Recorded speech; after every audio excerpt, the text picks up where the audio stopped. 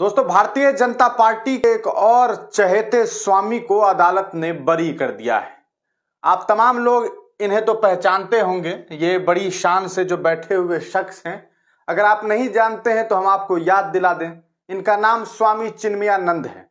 चिन्मयानंद जी जो हैं, उनका एक कॉलेज चलता है, लॉ कॉलेज है, और उस कॉलेज में इन्होंने एक छात्रा के साथ बलात्कार किया था। 2011 में एक मामला दर्ज किया गया कि स्वामी जी ने जो है उस स्टूडेंट के साथ बलात्कार किया, उस छात्रा के साथ बलात्कार किया। उस बीच इनका एक वीडियो भी बड़ा वायरल हुआ था, जिसे एमएमएस कहते हैं। उस वीडियो में देखा गया कि स्वामी जी जो हैं वो नंगे बदन थे और मालिश करवा रहे थे। नंगे बदन इनकी मालिश की गई थी। खैर, उस पूरे मामले को लेकर के 2011 में इनके ऊपर आरोप लगा। लड़की ने एफआईआर दर्ज करवाया, मामला सामने आया। उसके बाद उस दिन से ये स्वामी जी असल में भारतीय जनता पार्टी से नेता भी रह चुके हैं, पूर्व केंद्रीय मंत्री हैं, तो कोई छोटे मोटे जो है नेता नहीं है, इस तरह से समझ लीजिए। और उसके बाद 2011 से ही इनके ऊपर ये मामला चल रहे थे। उसके बाद हुआ ये कि जब कोर्ट में मामला चला गया तो बाबा स्वामी जी जो हैं, स्वामी जी फरार हो गए, और ऐसा फरार हुए कि ये मिल नहीं रहे थे।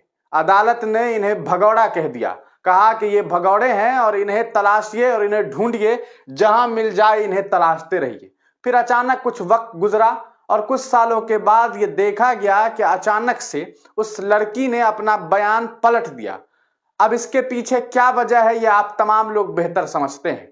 अब अदालत ने 2024 में 13 साल के बाद ये फैसला सुनाया है कि अब ये अदालत का ये कहना है कि चूंकि हमारे पास एविडेंस कम है, तो एविडेंस की कमी होने की वजह से हम स्वामी जी को बरी करते हैं।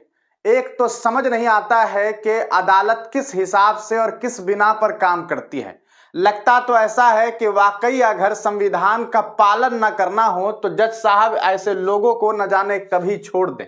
हालात क्या है आप खुद अंदाजा लगाते हैं। इस मुल्क में बाबा राम रहीम जैसे इंसान को साल में कईयों बार जो है वो पैरोल पे छोड़ दिया जाता है, और अब स्वामी चिन्मयानंद जी के बारे में खबर सामने आई है।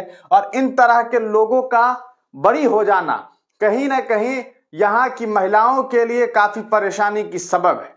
आज ही एक खबर मैंने पढ़ी, वो है मेवाराम जी को लेकर के। मेवाराम जी तो ऐसे ही लग जाता है, मेवाराम जैन है, वो आपको कांग्रेस के नेता हैं, उन्हें कांग्रेस ने निष्कासित कर दिया है। कांग्रेस पार्टी के नेता हैं राजस्थान से। उनका भी एक वीडियो अभी हाल ही में वायरल हो गया था, जिसमें वो एक लड़की के साथ दुष्कर्म कर रहे हैं, और उनका वीडियो सोशल मीडिया पे जम करके वायरल हुआ। अब अदालत ने इस पूरे मामले में, ये पूरा मामला जो है वो अदालत में गया है, और मामला अब ये समझ में आ रहा है और ये सुनने में आया है, ये खबर भी सामने आ गई है कि जिन लड़की ने उनके ऊपर आरोप लगाया था, जिन लड़की का वीडियो वायरल हुआ था, जिसने आरोप लगाया था, अब उन्होंने उस लड़की ने पहचानने से इनकार कर दिया है। मतलब ये कि उसने उस पूरे मामले को वापस ले लिया है। तो इस तरह के मामला सामने आते हैं तो समझ आता है कि किस तरह का हाल है। आप देख सकते हैं कि बीजेपी के पूर्व केंद्रीय मंत्री स्वामी चिन्मयानंद को रेप के केस से बरी कर दिया गया है। इनके उन पर जो है वो उनके कॉलेज की लॉ स्टूडेंट, उनका कॉलेज है, उनमें लॉ स्टूडेंट थी, उसके साथ रेप का आरोप लगा था इनके ऊपर। नंगे होकर मालिश करवाने का उनका वीडियो हर किसी ने देखा था। अब मतलब बहुत सारे लोगों ने देखा होगा। इसके बाद चिन्मयानंद फरार हो गए थे। कोर्ट ने उन्हें भगोड़ा घोषित कर दिया। कुछ वक्त बाद पीड़िता अपने बयान से मुकर गई, कहा कि उनके साथ कोई रेप नहीं हुआ है। इसके बाद चिन्मयानंद प्रकट हो गए, अचानक से वापस आ गए। 2011 के रेप केस का 2024 में फैसला आया है। माननीयों के मामले में न्याय की यह रफ्तार उनके हनक को दिखाती है।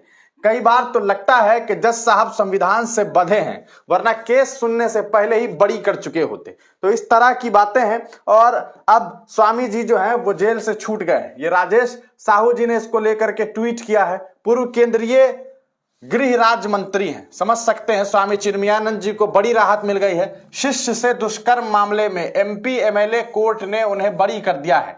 14 साल पहले शाहजहांपुर के मुमुक्ष आश्रम के अधिष्ठाता स्वामी चिन्मयानंद पर उनकी शिष्या ने दुष्कर्म का आरोप लगाया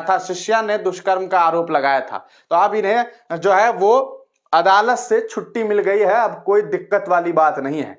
और कहा यह गया है कि अभाव है किस चीज का, एविडेंस का, और इसी वजह से इन्हें छोड़ दिया गया है। अब आपका इस पूरे प्रकरण पे क्या कुछ सोचना है, अपनी राय कमेंट सेक्शन में जरूर दीजिएगा।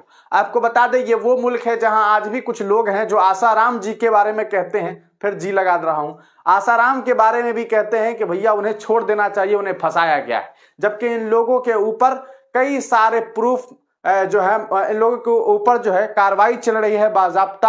आसाराम जो है उसने नाबालिग लड़की के साथ बलात्कार किया, यहां तक कि उसका बेटा वो भी वैसा ही, जैसा बाप वैसा बेटा, बेटे ने भी बलात्कार किया है। तो कई सारे मामलात हैं और उन मामलों में एक मामला जो है चिन्मयानंद जी का भी था, लेकिन इन्हें जो है अदालत ने अब बरी कर दिया है। कोर्ट ने इन्हें भगोड़ा घोषित किया था, लेकिन अब चूंकि लड़की ने बात से इनकार कर दिया है तो भैया मामला तो अब ऑब्वियस सी बात है कि अभाव हो जाएगा एविडेंस का, और इस आधार पर इन्हें जो है अब अदालत ने बरी कर दिया है। आप तमाम लोगों का इस पूरे मामले पर क्या कुछ सोचना है, अपनी राय कमेंट सेक्शन में जरूर दीजिएगा। तब तक के लिए दीजिए इजाजत, फिर मिलेंगे किसी नई वीडियो के साथ, किसी नई पेशकश के साथ।